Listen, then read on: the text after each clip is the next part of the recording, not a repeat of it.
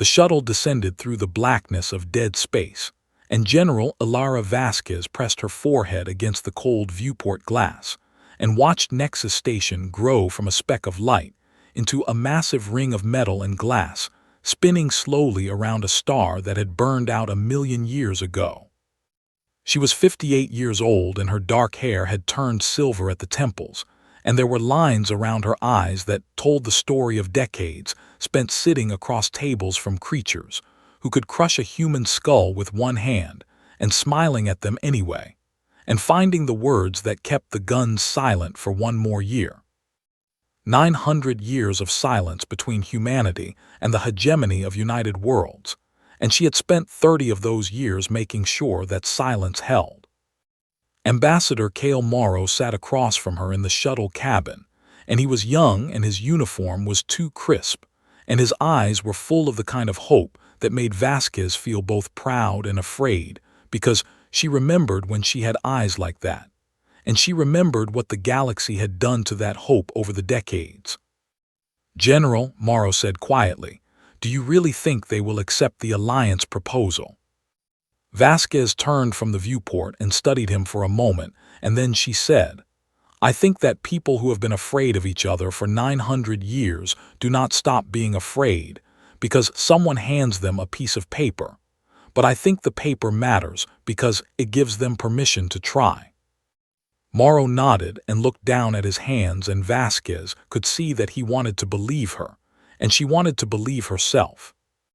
The shuttle docked with a gentle shudder, and the airlock hissed open, and the smell of Nexus Station hit them immediately.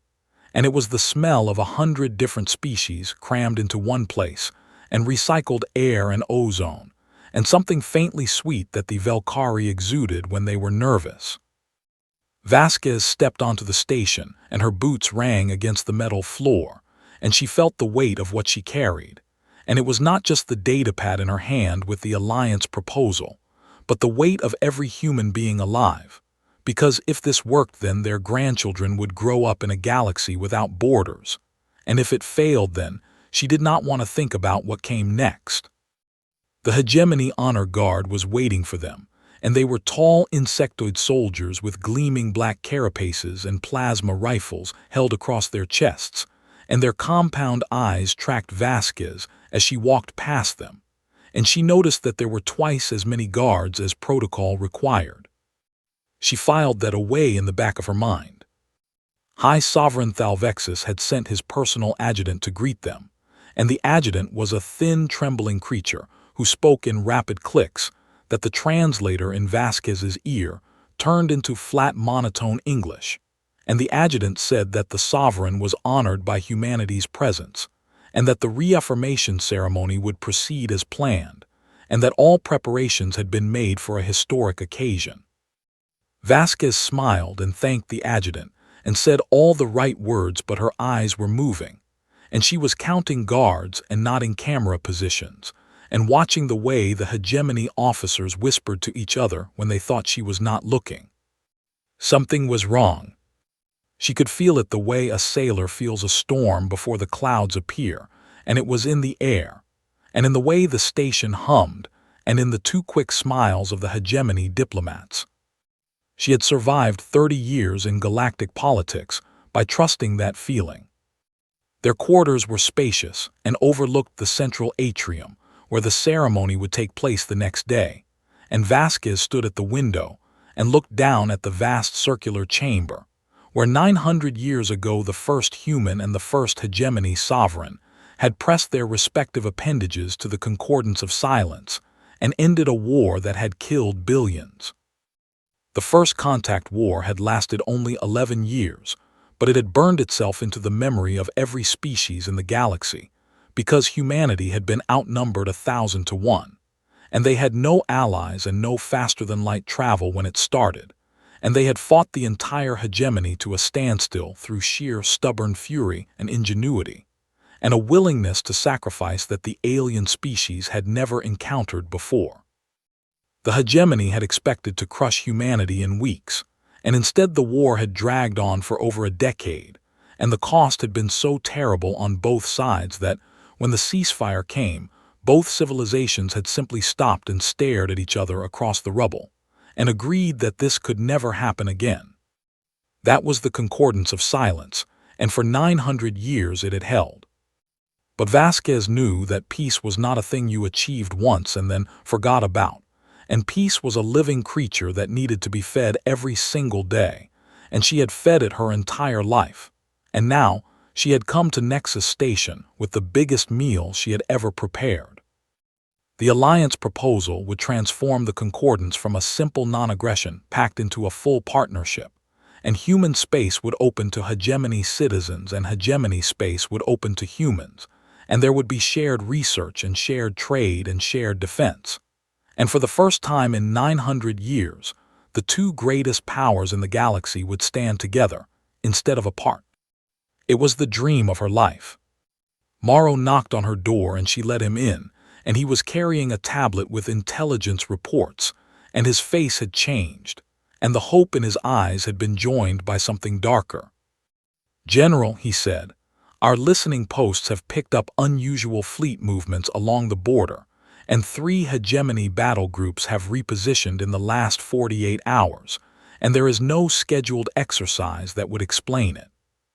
Vasquez took the tablet and scrolled through the data, and her jaw tightened. "Who authorized the repositioning?" she asked. "The orders trace back to War Admiral Drethka," Morrow said. Vasquez closed her eyes for a moment, and Drethka was the name she had hoped not to hear, because she knew him and she had sat across from him at a dozen negotiation tables, and he was a hegemony military hardliner who believed that the Concordance was a mistake, and that humanity should have been exterminated 900 years ago when they had the chance. He was old and bitter and dangerous, and he had spent decades whispering in the ears of anyone who would listen that humans were vermin who bred too fast and spread too far, and that one day they would swallow the galaxy whole if the hegemony did not act first. "What about the sovereign?" Vasquez asked. "Is Thalvexis aware of the movements?" "We cannot confirm," Morrow said. "Our sources inside the hegemony court have gone silent in the last week." Vasquez set the tablet down and walked to the window again, and stared out at the dead star that Nexus Station orbited, and she thought about how fitting it was that they had built a place of peace around something that had already died.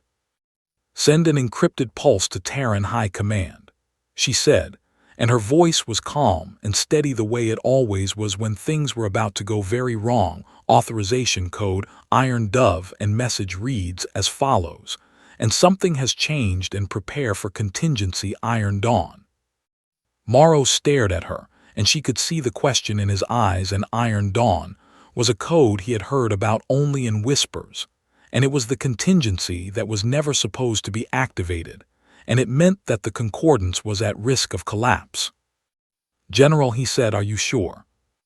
"No," Vasquez said, "and that is exactly why I am sending it, because if I am wrong then we have lost nothing, but if I am right and I do not send it then we have lost everything."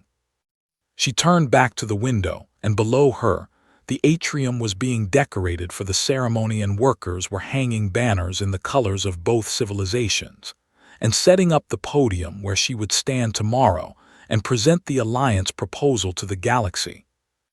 She reached into her jacket and pulled out the datapad with her speech, and she read the final line one more time, and it said that humanity did not come to this station as conquerors or as supplicants, but as neighbors who had lived beside the hegemony for 9 centuries, and who wanted nothing more than to finally open the door between them. She whispered to Morrow, "If they accept this, then our grandchildren will grow up in a galaxy without borders." Then she set the datapad down and dimmed the lights and tried to sleep, but sleep would not come because her gut was screaming at her that tomorrow would not go the way she hoped, and she lay in the darkness of a station orbiting a dead star and listened to the hum of the metal walls and waited for the morning. She did not know that it would be her last night alive. The Grand A. Triumph of Nexus Station was the largest enclosed space ever built by any species in the galaxy, and it could hold 10,000 beings, and on that morning every seat was filled. Delegates from 12,000 hegemony worlds sat in their designated sections, and their carapaces and scales and feathers and skin of every color caught the light from the massive crystal chandeliers that hung from the domed ceiling 300 meters above, and the air hummed with the sound of 100 different languages being whispered at once. The Velkari delegation sat near the front, and they were tall and willowy with skin like pale marble, and 4 arms folded in the formal posture of respect, and the Orusians were beside them, and they were squat and heavy, with deep-set eyes that glowed faintly orange, and the Den were in the back rows because they preferred high ground by instinct, and they were covered in short dark fur, and their teeth were visible even when their mouths were closed. And then there were the humans, and the Terran delegation was small, because humanity had always sent small delegations to Nexus Station as a gesture of trust, and they sat in a cluster near the center aisle, and Ambassador Kale Morrow was among them, and his hands were clenched in his lap. Every major network in the galaxy was broadcasting live, and billions upon billions of sentient beings on thousands of worlds were watching their screens and waiting. General Ilara Vasquez walked to the podium. She wore her dress uniform, and it was dark blue with silver trim, and her medals caught the light, and there were many of them, but she had never cared about medals, and she carried her datapad in her left hand, and she set it on the podium and looked out at the assembled galaxy, and she took one slow breath.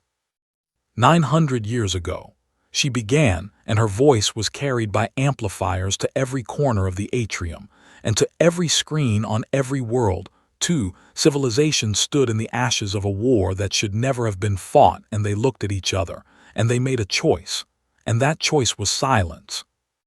The atrium was so quiet that Morrow could hear his own heartbeat.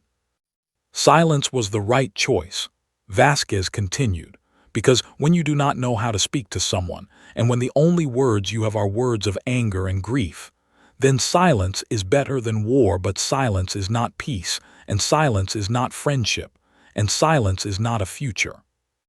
She paused and looked directly at the hegemony section, and her eyes found the empty throne where High Sovereign Thalvexis was watching through a holographic relay from his private chamber, because he was too old and too frail to attend in person.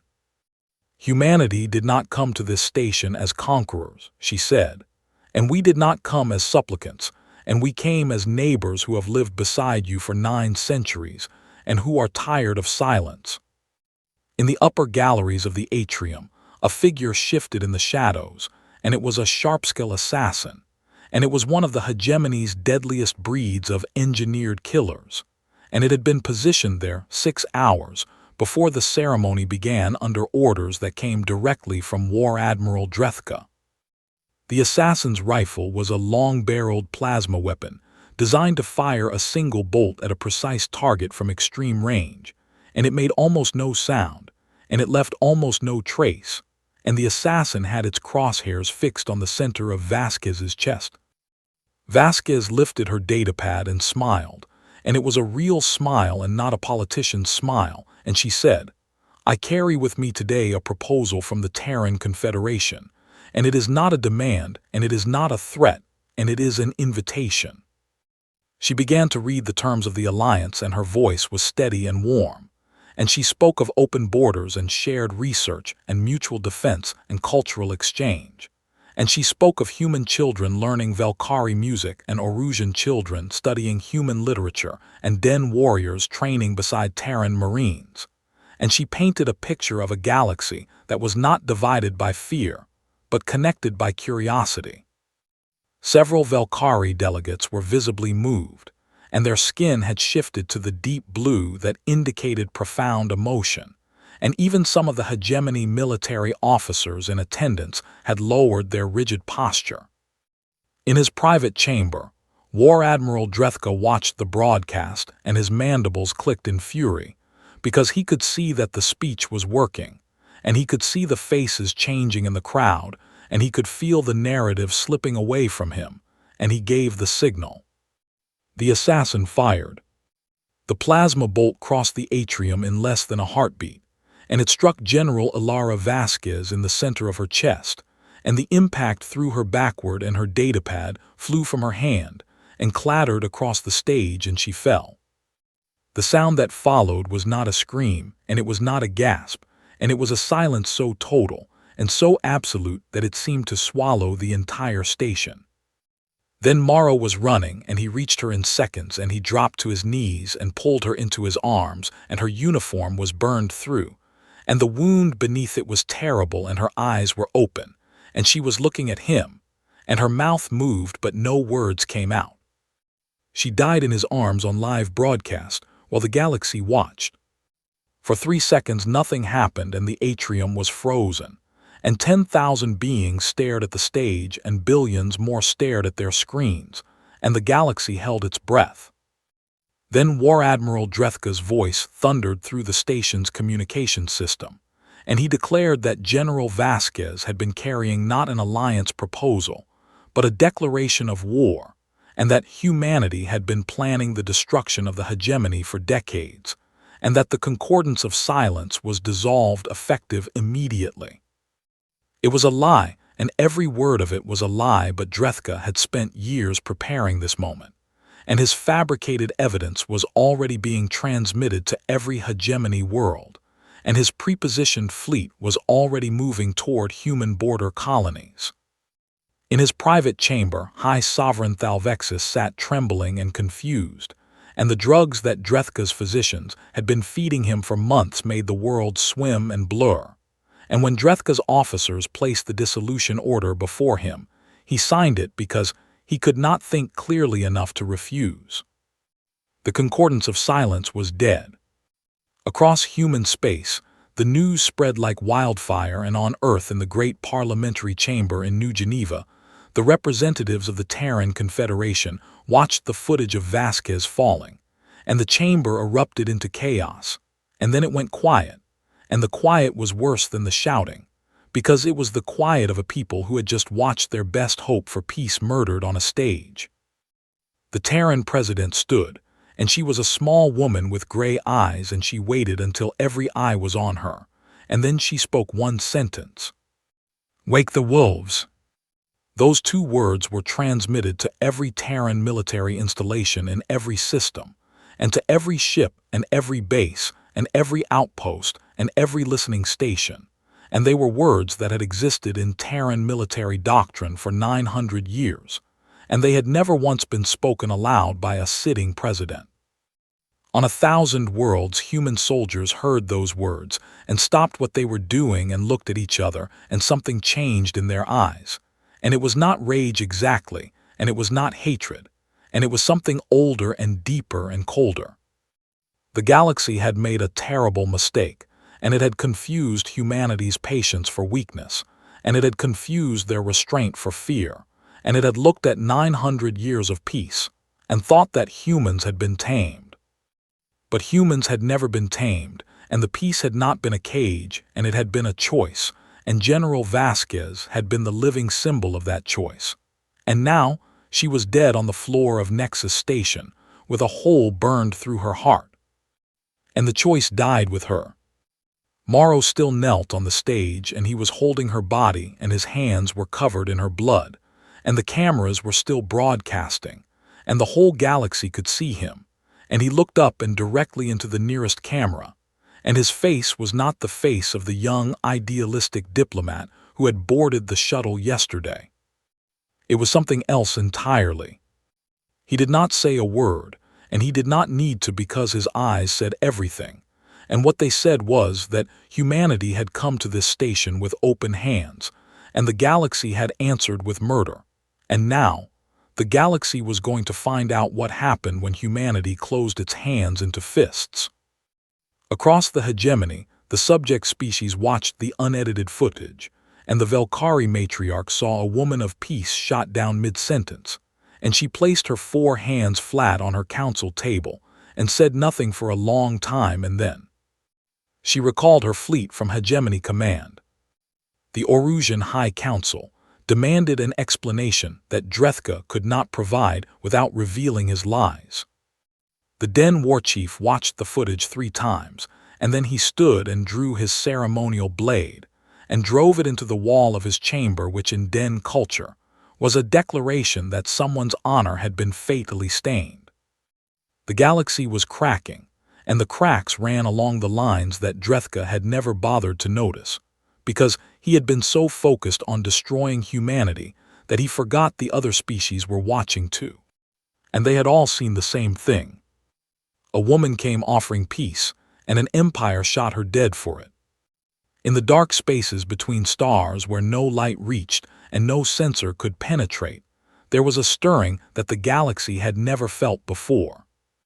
It began as a whisper in the void, and then it became a hum, and then it became a roar as millions of ships woke from a sleep that had lasted centuries, and their reactors ignited one by one like matches being struck in an endless dark room, and their hulls shed the dust of ages, and their weapon systems came online with a sound like bones cracking. This was Iron Dawn. For 900 years humanity had honored the concordance of silence, and they had not built planet crackers, and they had not assembled invasion fleets in violation of the treaty. But they had done something that no other species had ever considered, because no other species thought the way humans thought. They had prepared for the day the peace would fail.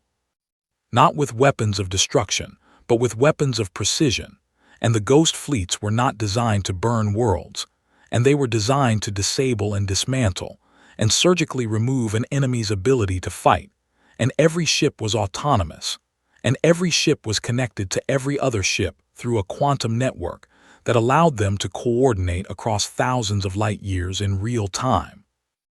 Admiral Jonah Richter stood on the bridge of his flagship and watched the tactical display bloom with new signatures as the ghost fleets reported in, and the numbers climbed, and they climbed past 1 million, and then past 2 million, and then past 5 million, and the bridge crew stared at their screens in silence, because even they had not known the full scale of what humanity had built in the darkness.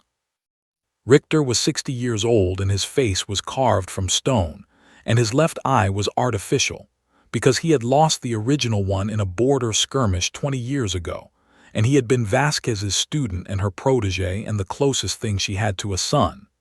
And when he had watched her die on the broadcast, something inside him had broken, and something else had taken its place.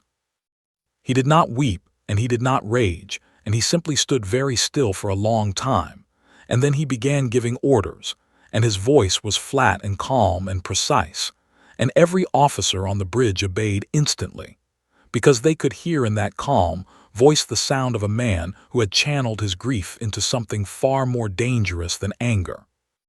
The hegemony's first strike came 48 hours after Vasquez's assassination, and 3 hegemony battle groups hit human border colonies simultaneously, and they expected to find soft targets and frightened civilians and quick victories that would demoralize the Terran Confederation.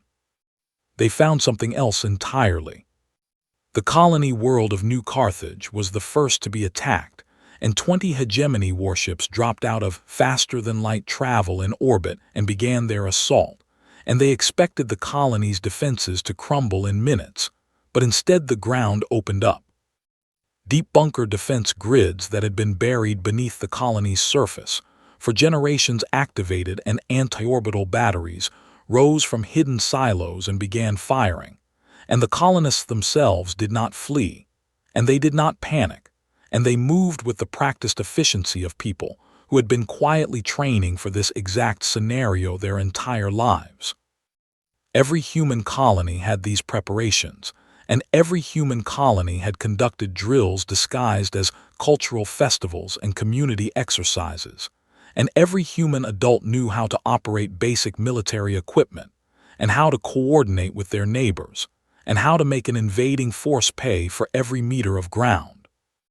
The hegemony took New Carthage after 3 days of fighting, but they lost 6 warships and 4,000 soldiers to take a colony of 12,000 civilians, and the cost was so staggering that the fleet commander sent a bewildered report to Drethka asking if he had accidentally attacked a military installation.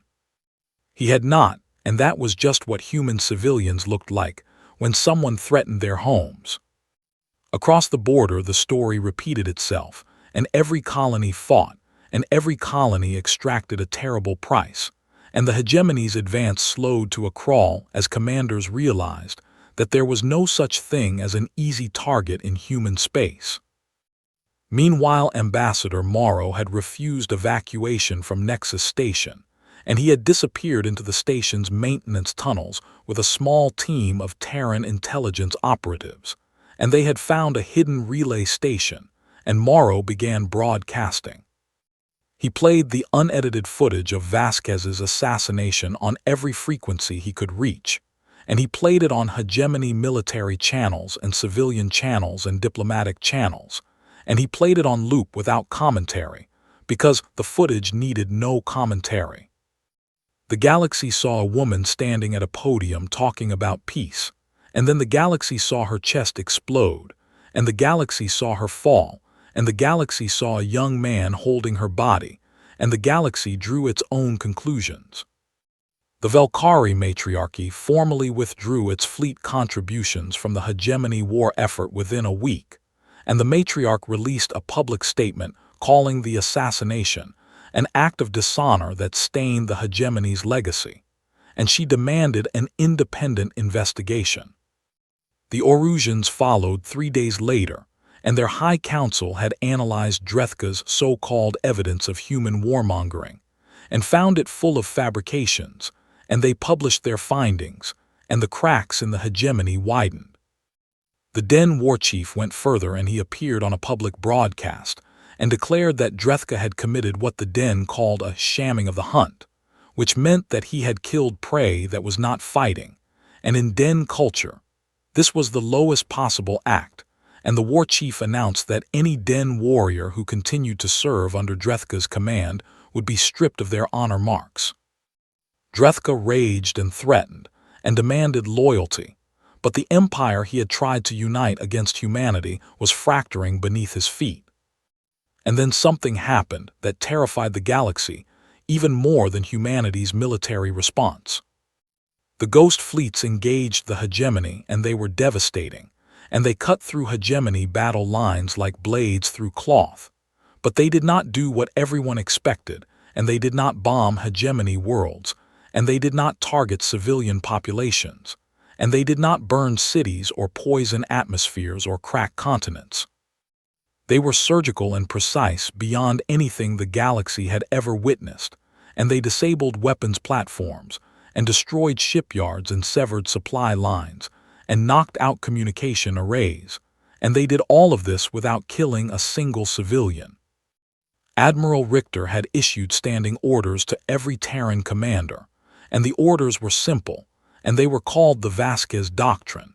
And the doctrine stated that humanity would wage this war the way Alara Vasquez would have wanted, and that meant protecting innocent lives regardless of species. Human forces liberated hegemony colony worlds that had been stripped of their defenses, and instead of occupying them, they left behind food and medicine and functioning infrastructure, and then they moved on. The galaxy could not comprehend this, and the hegemony's own propaganda had painted humans as bloodthirsty savages for 900 years, and now, those same savages were winning a war while actively protecting alien civilians, and the cognitive dissonance was shattering the narrative that Drethka had spent his career building. On a liberated Velkari colony, World a human marine squad encountered a group of Velkari children huddled in a bombed-out shelter, and the children were terrified because they had been told that humans ate alien young, and the squad leader knelt down and pulled a ration bar from his pack and broke it in half and offered it to the nearest child, and the child's skin shifted from the gray of fear to the pale blue of wonder. That image was captured by a Velkari journalist, and it spread across the galaxy faster than any weapon ever could.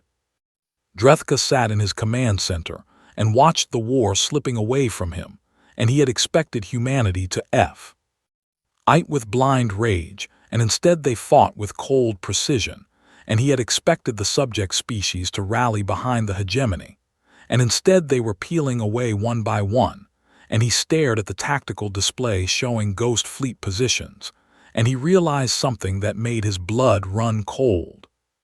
Humanity had always been this strong, and the Concordance had never been a leash on them, and it had been a leash they had placed on themselves. And for 900 years, they had chosen to be gentle, and Drethka had mistaken that gentleness for weakness, and now he was learning the difference. Admiral Richter received a priority message from Drethka demanding humanity's unconditional surrender, and Richter read it on the bridge of the TNS Alara Vasquez, which had been renamed within hours of her death, because the crew had voted unanimously, and Richter composed his reply, and it contained one line. "You killed our best, and now you meet our worst." He sent it, and then he turned to his tactical officer and said, "Show me Drethka's supply lines." And the officer brought up the display, and Richter studied it with the patience of a man who had all the time in the world. Because he did, and Drethka did not, and both of them knew it. 6 months into the war, the hegemony of United Worlds was dying, and it was not dying the way empires usually die, with a single great battle or a dramatic last stand, but slowly and quietly, like a tree rotting from the inside, while its leaves still looked green. Drethka had imagined a swift and glorious campaign, and he had imagined hegemony fleets sweeping through human space and burning their colonies and shattering their will and forcing them to kneel, and instead he was losing on every front, and the losing was not dramatic enough to rally his people, and it was just a steady grinding erosion of everything he had built. The ghost fleets had cut hegemony supply lines across 3 entire sectors, and warships that had launched with full ammunition stores and fuel reserves were now drifting in deep space with empty tanks and cold guns, waiting for resupply convoys that would never arrive, because Admiral Richter had mapped every logistics route in the hegemony and severed them one by one, with the patience of a surgeon removing a tumor. The Vasquez Doctrine was winning the war in ways that weapons alone never could, and every hegemony world that Terran forces touched was left better than they found it. And this was not an accident, and it was not mercy, and it was strategy of the highest order, because Vasquez had taught Richter that the most powerful weapon in any war was the truth, and the truth was that humanity had never wanted this fight. Freed Velkari colonies began requesting Terran protection, and the requests came not from politicians or military leaders, but from ordinary citizens who had watched human soldiers share food with their children and repair their damaged infrastructure and leave without taking anything. And these citizens looked at their own hegemony overlords who had stripped their worlds of resources for centuries, and they made a choice. Orusian scientists began defecting, and they brought with them intelligence on hegemony weapons programs and fleet positions and communication codes, and they came not because they were bribed or coerced, but because they had watched the unedited footage of Vasquez's assassination, and they had read their own High Council's report exposing Drethka's fabrications, and they were ashamed. And then the Den arrived. A fleet of 200 Den warships appeared unannounced at a Terran staging ground near the border, and the Terran commander scrambled her fighters and prepared for battle. And then the Den war chief appeared on her view screen, and he bared his teeth, which among the Den was a sign of respect, and he said that his warriors had come to fight beside humanity in the name of the Iron Dove. The Terran commander stared at her screen for a long moment, and then she lowered her weapons and opened her docking bays, and Den warriors walked onto a human warship for the first time in galactic history. And the two species looked at each other, and neither of them smiled, because both of them understood that this was not a happy occasion, and it was a funeral procession for the old galaxy, and the bloody, difficult birth of a new one. Drethka watched the Den defection from his fortress moon of Keth Vorin, and something in his compound eyes flickered, and it might have been fear, and it might have been the beginning of understanding that he had miscalculated so badly that the word miscalculation was no longer sufficient. He decided on a desperate gamble, and he assembled a hidden dreadnought fleet, and he ordered them to bypass the front lines entirely and strike directly at Earth, because if he could destroy humanity's homeworld, then surely their will to fight would collapse. The fleet was massive, and it was the last great concentration of hegemony military power, and Drethka had been saving it for exactly this moment. And the ships jumped to faster-than-light travel and crossed the void toward the Sol system. They arrived expecting to find a vulnerable world. They found a fortress. Earth's orbital defense grid was another one of humanity's quiet projects, and it had been built over centuries in plain sight, disguised as civilian infrastructure and communication satellites and research stations. And when Drethka's fleet dropped out of faster-than-light travel, the grid activated, and the sky above Earth bloomed with weapons platforms that had been sleeping since before Drethka was born. The Battle of Sol lasted 9 hours, and it was savage beyond description, and hegemony dreadnoughts hammered the defense grid with everything they had, and human stations burned, and human soldiers died, but the grid held, and the Ghost Fleet reserves arrived within the first hour and caught Drethka's fleet from behind, and the killing was methodical and precise.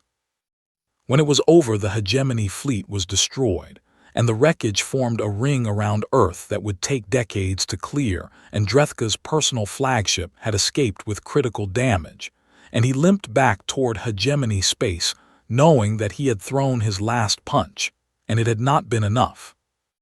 On Keth Vorin, Drethka sat alone in his command chamber and stared at the tactical display showing red markers where his fleet used to be. And for the first time in his long life, he had no plan. Meanwhile, something else was happening, and it was happening in the private chambers of High Sovereign Thalvexis. The Sovereign's personal physicians had been replaced 3 months into the war after a Velkari medical team had examined him and discovered the cocktail of drugs that Drethka's people had been feeding him, and the drugs had kept him confused and compliant, and they had clouded his mind so thoroughly that he had signed the dissolution of the Concordance without understanding what he was doing. Now the drugs were gone, and Thalvexis was lucid for the first time in over a year, and he sat on his throne, and he was ancient and frail, and his carapace was cracked with age, but his eyes were clear. His advisors brought him recordings, and they started with Vasquez's actual speech and the unedited version, and he listened to her words about open borders and shared futures and alliance, and he heard the warmth in her voice and the sincerity, and he watched her face as she spoke, and he saw that she meant every word. Then he watched her die. Then he watched Drethka's broadcast declaring the dissolution, and he heard the lies, and he recognized them as lies because Thalvexis was old.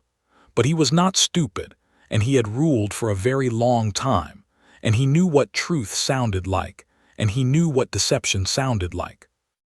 And then something happened that his attendants had never seen, and a chemical response triggered in his ancient body, and fluid leaked from his compound eyes, and it was the hegemony equivalent of weeping, and his species had not exhibited this response in millennia, because they had evolved past it, or so they believed.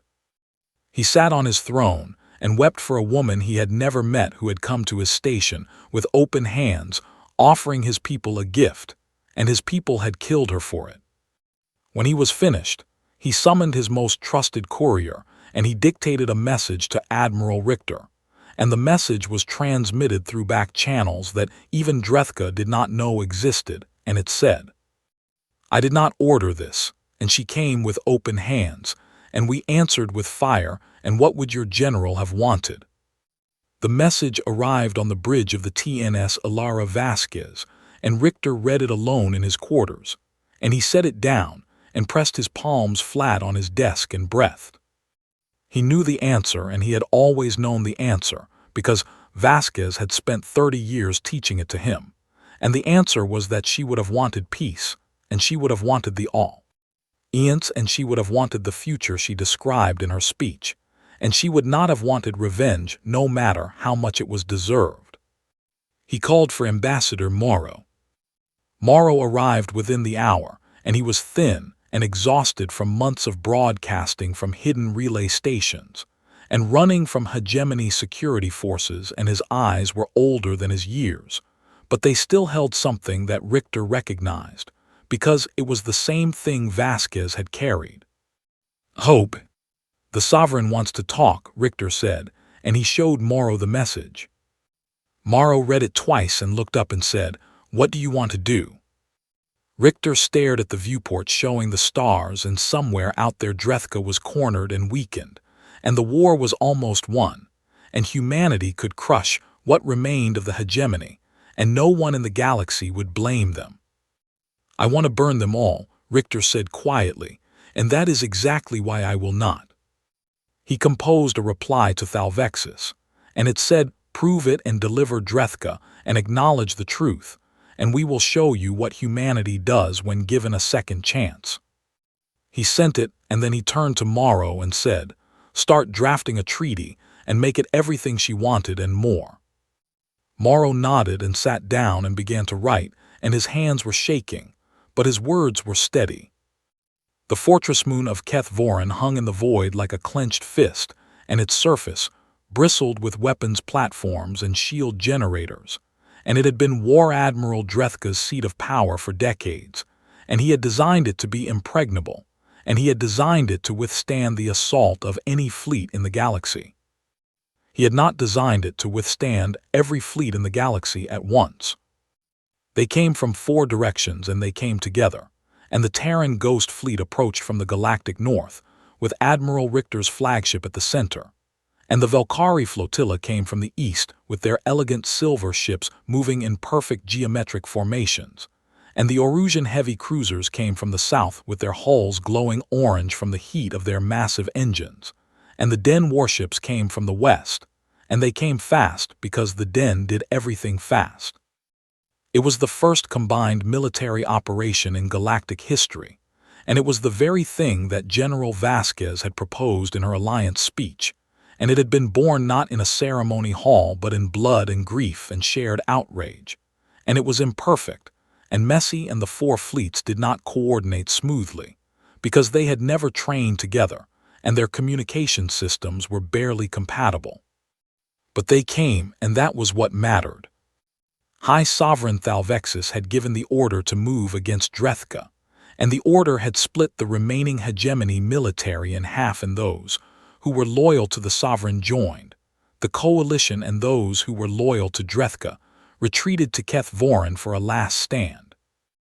The battle began at dawn by Galactic Standard Time, and it was the kind of battle that historians would write about for centuries, and Drethka's forces fought with the desperation of beings who knew they had no future, and the coalition forces fought with something harder to define, and it was not vengeance, and it was not duty, and it was the furious stubborn belief that the galaxy could be better than this. Terran fighters flew alongside Den interceptors, and the Den pilots howled their war cries over open channels, and the human pilots answered with their own shouts. And for a few wild hours, the 2 most warlike species in the galaxy fought side by side, and discovered that they had more in common than either had ever imagined. Valkyrie electronic warfare ships jammed Drethka's communications, and blinded his sensor arrays, and Orusian heavy cruisers smashed through his orbital defense platforms with brute force that would have made a human battleship captain weep with appreciation. Layer by layer, the fortress moon's defenses were stripped away. Drethka watched from his command center deep in the core of Keth Vorin, and he watched his fleet die and his shields fail, and his weapons go silent one by one. And he knew that it was over, and he had known it was over since the Battle of Saul, but he had refused to accept it, because acceptance would mean admitting that everything he believed about humanity was wrong. He had believed that humans were weak, and he had believed that their compassion was a flaw, and he had believed that their desire for peace was a sign of cowardice, and he had believed these things for his entire life, and he had built his career on them, and he had started a war because of them. And now that war had proven every single one of his beliefs to be catastrophically incorrect. He activated the dead man's switch. It was his final contingency, and it was connected to a device buried in the heart of Nexus Station, and the device was designed to destabilize the dead star that the station orbited and collapse it into a singularity that would consume the station and everything within 100 million kilometers. If he could not win then, he would ensure that no peace could ever be signed in the place where Vasquez died, and he would destroy the symbol of everything she represented. And he entered the activation code, and the countdown began. On Nexus Station, alarms screamed to life, and the station's crew detected the destabilization beginning in the dead star's core, and they had less than 1 hour before the collapse became irreversible. Admiral Richter received the alert in the middle of the battle, and he made a decision in 3 seconds, and he pulled a Terran strike team from the assault on Keth Voran's outer defenses and redirected them to a breach point near the command center, and he led them personally. The strike team cut through the Fortress Moon's corridors with brutal efficiency, and Richter was at the front, and he carried a plasma rifle in one hand and a sidearm in the other. And he moved like a man half his age because Fury has a way of erasing years, and behind him were 12 of the best soldiers humanity had ever produced. They reached the command center and blew the blast doors open, and inside they found Drethka standing alone, because his guards had either fled or died, and the War Admiral was tall, and his carapace was scarred from decades of combat, and his compound eyes burned with hatred as he looked at the human who had come for him. "You should have stayed in your cradle world," Drethka snarled, and his voice was thick with contempt. "The galaxy was never meant for vermin like you, and you breed and you spread, and you infect everything you touch with your weakness and your sentiment." Richter raised his rifle. "She would have let you live," Richter said, and his voice was quiet, and Drethka blinked, because he had expected rage, and instead he got something that looked almost like sadness. "She would have sat across a table from you and offered you her hand, and you would have spat on it, and she would have offered it again, because that is what she was, and that is what you killed." "Then she was a fool," Drethka said. "No," Richter said, "she was the best of us, and I am not her, and I want to pull this trigger more than I have ever wanted anything in my life, but I will not, because she did not spend 30 years teaching me to be a good man, so that I could throw it away on you." He lowered his rifle, and his soldiers moved in, and they restrained Drethka, and the War Admiral struggled and hissed and cursed, but it was over, and he knew it. Richter activated his communicator and said, "Send me the deactivation codes for the dead man's switch." Drethka laughed and said, "There are no deactivation codes." On Nexus Station, the countdown continued, and the dead star's core was becoming unstable, and the station's engineers worked frantically. And then a Terran physicist and a Velkari quantum specialist looked at each other across a console, and the Velkari said, "I have an idea, but it requires your species' insane tolerance for radiation." And the Terran said, "Tell me what to do." They worked together in the heart of the station's reactor, and the radiation would have killed the Velkari in minutes, but the human engineer absorbed doses that would have been lethal to any other species in the galaxy, and kept working, and the Velkari guided him through the quantum mechanics, and together they built a containment field that had never been attempted before. With 11 seconds remaining on the countdown, they stabilized the dead star's core, and the alarms went silent, and the station's crew erupted into cheers, and the Terran engineer collapsed from radiation exposure, and the Velkari caught him and held him and called for medics. He survived, and at his bedside 3 days later, the Velkari engineer held his hand with 2 of her 4 arms and said, "Your species is completely insane." And he grinned and said, "We get that a lot."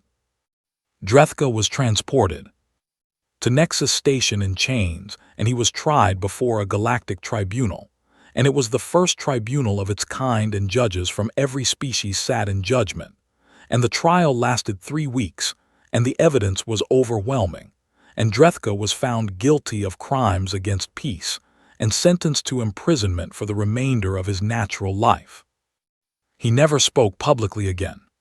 The Treaty of Nexus was signed in the Grand Atrium on the 1-year anniversary of Vasquez's assassination, and delegates from every species in the galaxy were present, and they walked across a floor of transparent material, and beneath their feet, preserved under the glass, was the bloodstain where Vasquez had fallen, and it had been left there deliberately, so that no one who signed the treaty would forget what it had cost. The treaty established the Galactic Cooperative, and it was everything Vasquez had dreamed of and more, and it created a shared government with representatives from every species, and it opened all borders, and it established mutual defense and joint research programs and cultural exchanges, and it did everything that Vasquez's unfinished speech had promised. Ambassador Morrow gave the opening address, and he stood at the same podium where Vasquez had stood 1 year earlier, and he was not the same young man who had caught her as she fell, and his eyes were older, and his voice was deeper. But when he spoke, the atrium went silent just as it had for her. He read the final paragraph of Vasquez's speech, and the words she had never been allowed to say, and his voice did not waver as he read them. And the words spoke of a galaxy where no child would grow up afraid of the sky, and where the distance between stars would be measured not in light years but in handshakes, and where the silence between civilizations would be replaced not by noise but by conversation. When he finished, the atrium was quiet again, but it was a different kind of quiet than the one that had followed the gunshot, and this quiet was full and warm and alive. A statue of General Vasquez was erected at the center of Nexus Station, and it was cast from metal that had been melted down from the weapons of the war, and she stood with her hands open, and her face turned toward the stars, and the plaque at her feet read, General Ilara Vasquez, the Iron Dove. They killed her to start a war, she ended it anyway. 100 years later, a young Velkari girl visited Nexus Station on a school trip, and she stood before the statue and looked up at the bronze face and tugged on the sleeve of her human classmate and asked, "Why does the statue lady look sad?" The human boy thought about it for a moment and tilted his head and studied the statue's face and said, "I do not think she is sad, and I think she is waiting." "Waiting for what?" the Velkari girl asked. "To make sure we got it right this time." The two children stood there for a while longer, and then the Velkari girl reached out and took the human boy's hand, and they walked away together through a station that orbited a dead star and was more alive than it had ever been. Above them, the statue of General Ilara Vasquez stood with open hands and watched them go. And if bronze could smile, then perhaps she did, because 900 years of silence had finally become something better. It had become a conversation.